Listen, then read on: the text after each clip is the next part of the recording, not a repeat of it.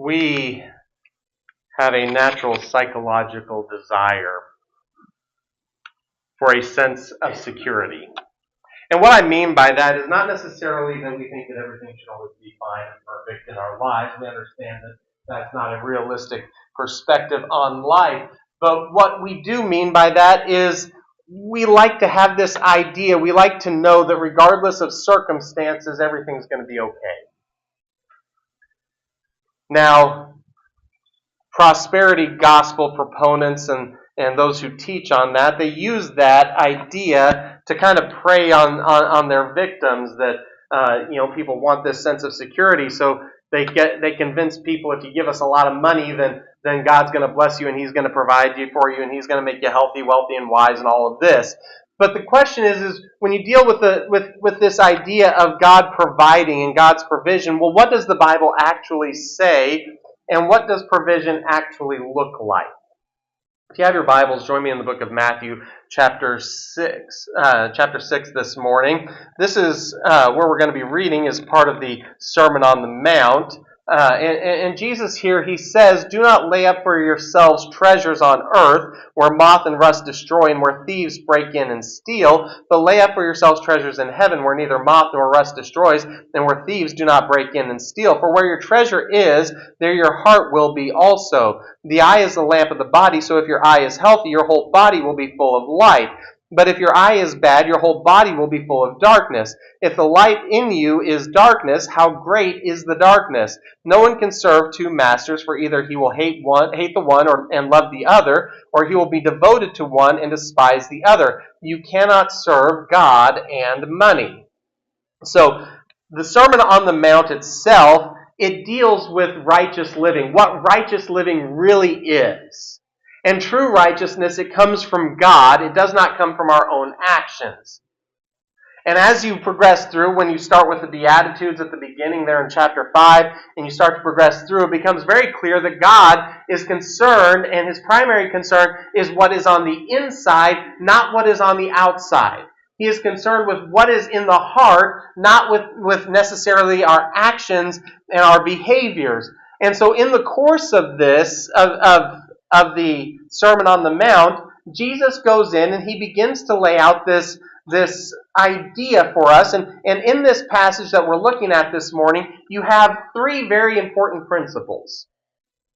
I want you to take note of each of these. I want you to notice that it's broken down by section. In verse 19, He says, "Do not lay up for yourselves treasure on earth, where moth and rust destroy, and where thieves break in and steal. But lay up for yourself treasures in heaven, where neither moth nor rust destroys, nor thieves do break in and steal." So the first principle here is that we invest in what we love.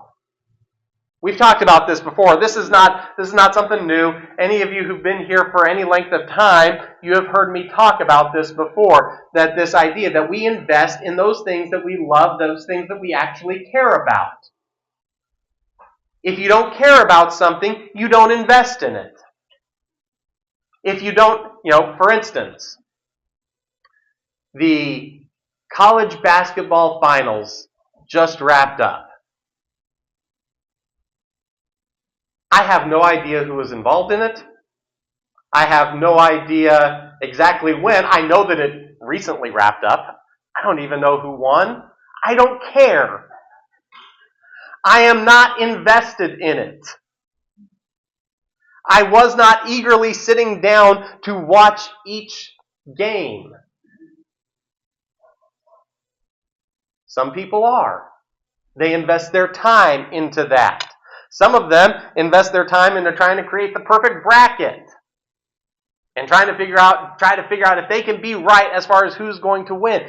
We invest in those things that we love, in those things that we care about. We spend our time and our resources on those things that we care about. And here's what Jesus says. He says, what you need to do is be more concerned, be more invested, love the things that are eternal in nature rather than those things that are temporary, because everything in this life is temporary. It's all temporary. There is nothing in this world that will last forever. It all breaks down. It all goes away. It's all going to pass away. Everything will break down and be destroyed or die. That's the simple reality of this world, of this creation.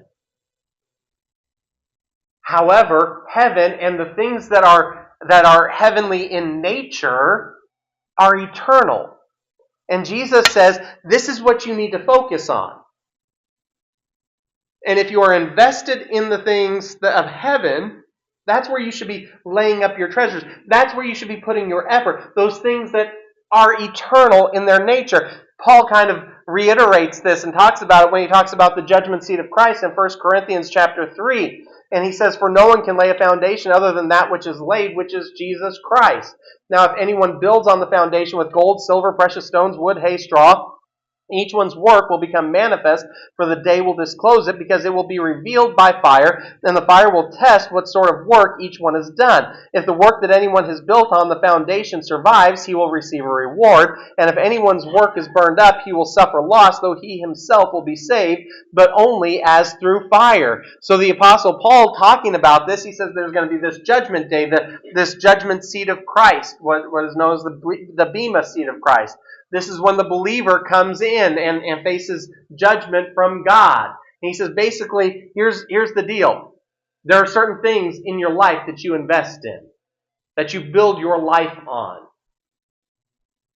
And he uses this illustration of some things are gold and silver and precious stones, and some things are wood, hay, and stubble.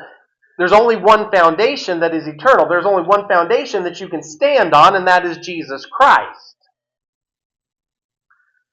And if your foundation is Jesus Christ, you get to choose how you build your life. But here's the problem. In that day of judgment, the reality of what you've built with your life will be exposed. And he says, some people, they're going to walk away with many rewards because they built their lives with things that are eternal, those things that last. Those things that are good. Some people are going to walk away. They're still on the foundation, but they're going to walk away smelling of smoke. They're going to be saved, but there's not going to be anything else there. And this is what Jesus is talking about when he talks about laying up your treasures in heaven. He's not talking about financial issues. He's talking about what is it that you are investing your life into? What really matters? What really lasts? And there's a lot of things that we can invest in that have no eternal value. And what Jesus is talking about is to realign our priorities so that what is eternal takes precedence and what is temporary gets moved to second place. That's what we see in that first principle of we invest in what we love. The second thing that we see is in this, it comes in that next section where he says the eye is the lamp of the body. If your eye is good, your whole body will be full of light. But if your eye is bad, your whole body will be full of darkness. So if the light within you is darkness, how deep is that darkness? This second principle that Jesus is laying out is that what we allow into our life affects our priorities. Look at how he's using it. Look at how he's describing it. He's using the biological function of sight. Vision. Most of us can see. Some of us see better than others. Without my contacts in, to be perfectly honest, anything beyond my hand is just a blurry mess. But we see when there is light. We see when things are visible. But if you've ever been in a place, in a situation where there is no light, And I don't mean just, well, it's dark out, but the street lights are on. I mean when it is pitch black. And you cannot see anything. Then you have nothing coming in. It's just darkness. And Jesus, what he's saying is what you surround yourself with. If you surround yourself, if you put yourself in a place, in a situation where there is light around you, and light in this case is talking about good, godly, holy things, then you will see very clearly. If you surround yourself with those things that are spiritually dark, then we fail to perceive what is good and what is righteous and what is eternal.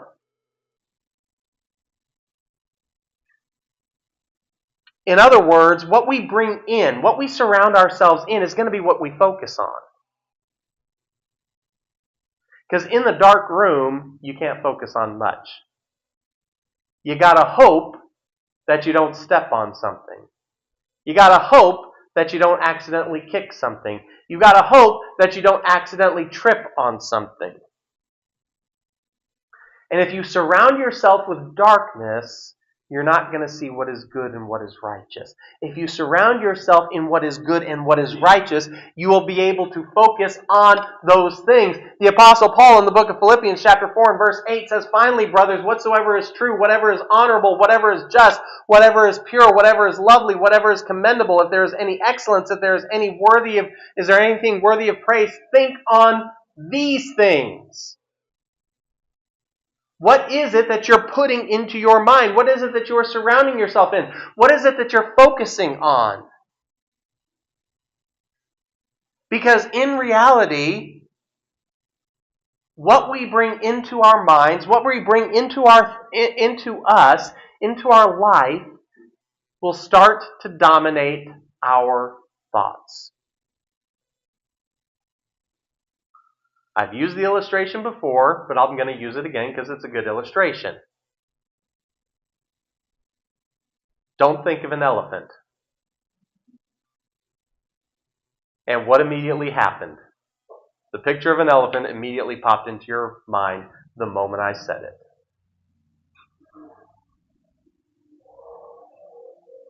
If we are focusing and surrounding ourselves on things that are good, on things that are just, things that are true, what Paul is talking about here in Philippians 4:8. Those things are going to begin to dominate our minds. They're going to dominate our thinking. And as our thinking gets controlled by these things that we are bringing in, our priorities change. What we are concerned with begins to change. And as our priorities begin to change, our behavior begins to change. Because again, you look throughout the Sermon on the Mount, everything starts on the inside. It starts with what is happening in the heart, and that works its way out. That is how God works, as He works from the inside out, not the outside in. And so if we want to engage in godly behavior, if we want to focus on what is good, if we want to prioritize what is righteous and what is eternal, we must surround ourselves with those things. Then you go into this last statement. Verse 24, no one can be a slave to two masters. We're quite familiar with this one. You can't serve two masters. Either you're going to love the one or hate the other, or you're going to hate the one and love the other. And he says you cannot love God and money. King James says mammon. It's the same thing. What he is talking about here is loyalty. Because the principle is not just simply about money. The principle is much deeper. The principle here is that there's no such thing as divided loyalty. You've heard the phrase divided loyalty, where a person tries to be loyal to two different groups, two different persons, two different ideas. Jesus here is saying, That doesn't exist. There is no such thing as divided loyalty. He uses this term serve. You cannot serve two masters. In the original Greek, that word serve is very interesting because what it actually means is to belong wholly to and be entirely under the command of.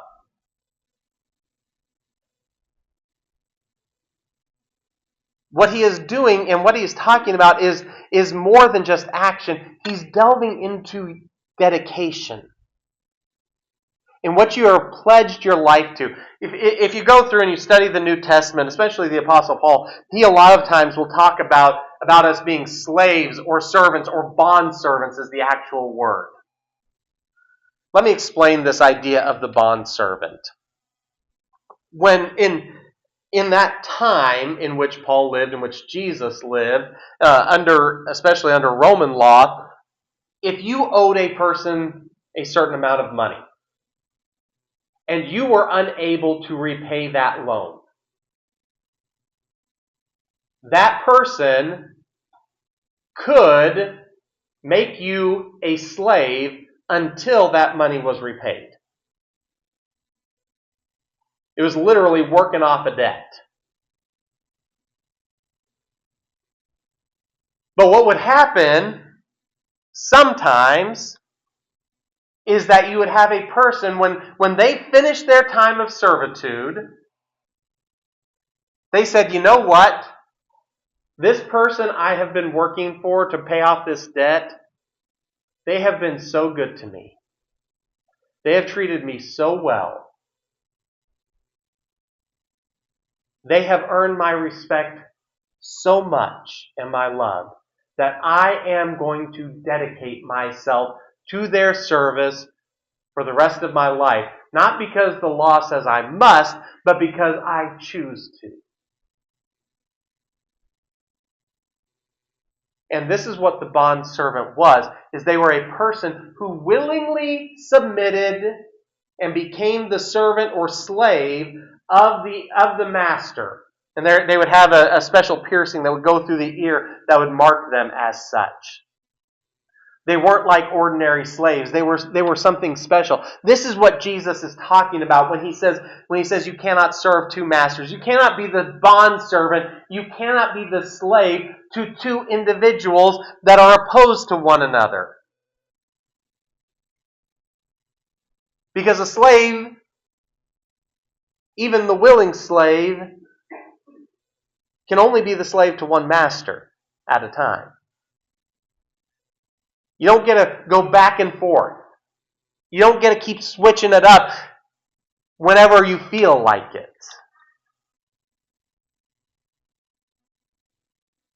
And this is the thing, this is what Jesus is saying. You want to be a servant. You want to be the bond servant, the slave of God. Well, that means every other master in your life needs to be set aside. Because if every other master, if you try and appease every other master in your life, you cannot be loyal to God. Divided loyalty doesn't exist. You are going to be loyal to one master and only one master. You're going to be loyal to God, or you're going to be loyal to sin, or you're going to be loyal to this, or you're going to be loyal to that. But you cannot be loyal to multiple masters.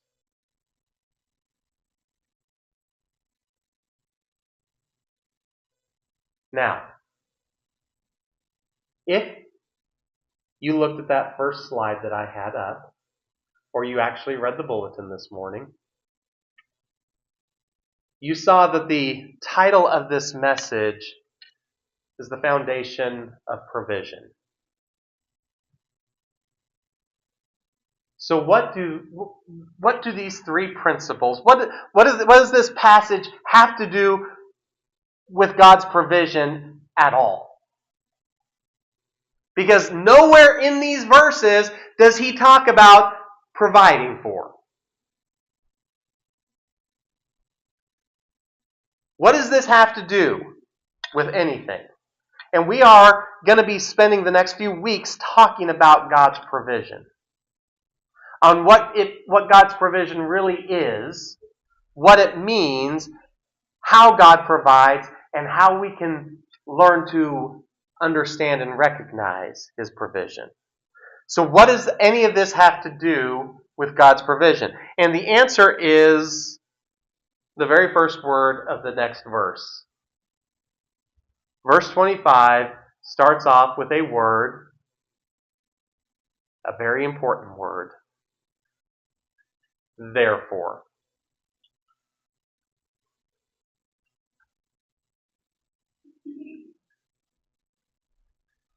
Most of you have heard me say this before.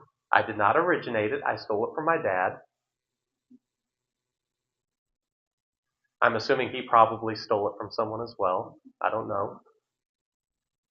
But whenever you come and you see the word therefore or the word wherefore, you stop and see what it is there for. It is a word that connects the previous thought to the next thought.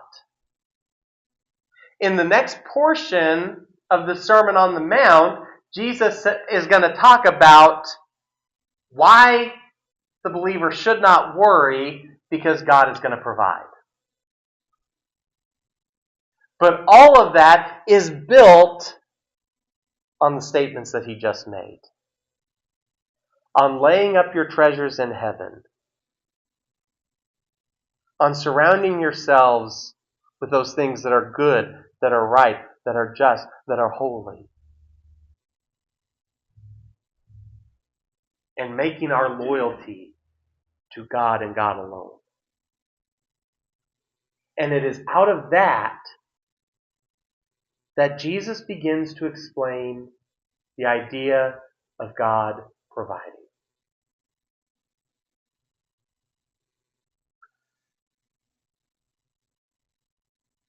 True provision from God is only going to be seen in the life of a believer who is following Christ. That's where the provision of God really comes into play. When the believer, a true believer, is following Christ. Now, that being said, I want you to understand something else about God's provision, or perhaps let me rephrase this, God's lack of provision. In Philippians chapter 3, verses 18 and 19, Paul writes, says, "For many of whom I have often told you and now tell you, even with tears, walk as enemies of the cross of Christ. Their end is destruction, their God is their belly, and they glory in their shame with mind set on earthly things." Paul says, you need to be aware that there are a lot of people out there that are enemies to the cross of Christ and thus enemies to God.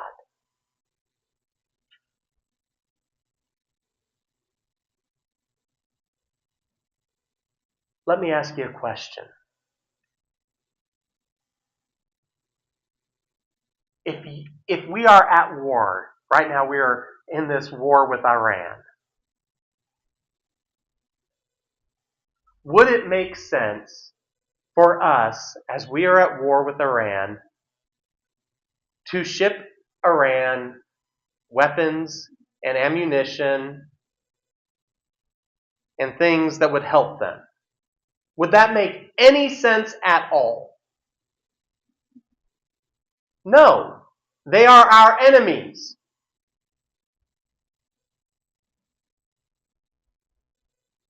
In any type of a conflict, it does not make sense to provide for your enemies.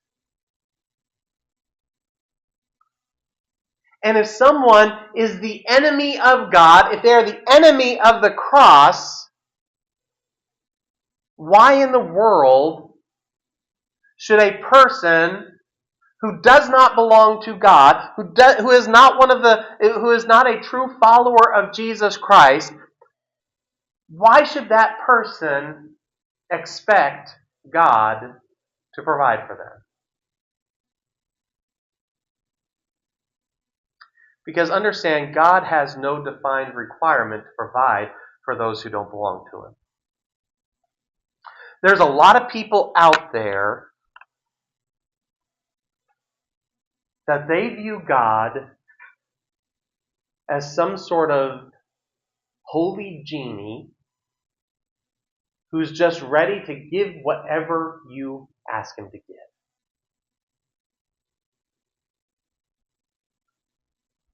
No. God's provision does not work that way. And if a person does not belong to Him, if they are not saved, if they have not been redeemed, they can have no expectation that God is going to take care of their needs for them. Because why would He?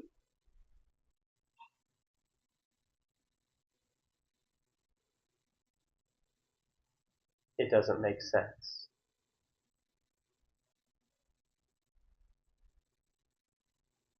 Throughout the Word of God, we see this. Jesus talks about it in the book of John when he talks about Himself being the great shepherd. He knows His sheep and His sheep know Him. The other sheep, they're not His responsibility. They belong to someone else. He's going to take care of His sheep.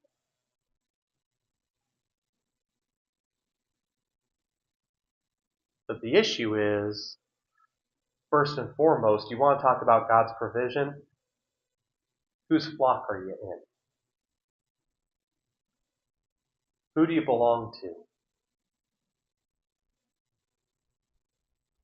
And are you following Him? You want God's provision in your life? That's where you got to start. It all starts with who your master is and what you're working towards, what your focus is on, what your priorities are.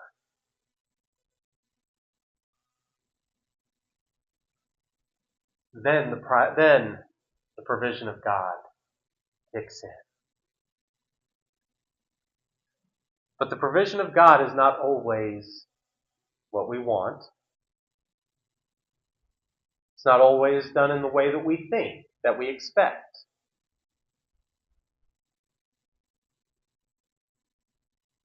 But it is always perfect in its nature. And we'll talk more about that in the coming weeks.